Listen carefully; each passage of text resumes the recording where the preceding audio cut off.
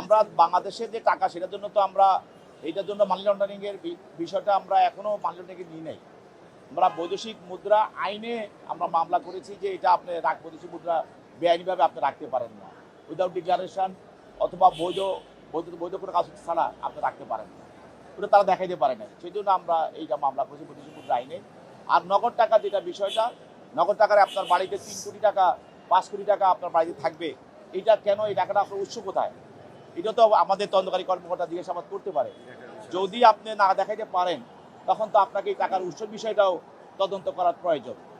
এবং এই টাকাটা আপনি বিদেশ পাচার করার জন্য রাখতে পারেন, অথবা এটা আপনি কোনো ধরনের নাশকতামূলক কাজের জন্য ব্যবহার করতে পারেন, যে অথবা এটা টাকা দিয়ে আপনি দেশের বিশৃঙ্খলা সৃষ্টি করার জন্য কাজে ব্যবহৃত করতে পারেন। তো এই টাকা এইসব বিষয় তো আমাদের তদন্ত করতেই হবে। আর যেহেতু তারা স্বৈরাচার হাসিনার যে প্যাসিস্ট হাসিনার দোষর, তাদের বিভিন্ন দলের পদ পদবি মন্ত্রিসভায় তারা বিভিন্ন সময় ছিল তথে, এবং তাদের গণভবনের বৈঠক বিভিন্ন জায়গায় তারা ছিল। তো এদের এই হত্যার সঙ্গে এবং বৈদেশিক মুদ্রার সঙ্গে, এবং আপনারা জানেন যে বাংলাদেশের অর্থনীতি ধ্বংস করেছে তারা 15 বছর, এবং লক্ষ লক্ষ কোটি কোটি টাকা তারা লক্ষ কোটি কোটির উপরেও তারা টাকা বিদেশে পাচার করেছে, বিভিন্ন পত্রপত্রিকা এসেছে। তো এগুলো কারা করেছে? যারা এই প্যাসিস্ট হাসিনার দোষর, তারাই তো করেছে।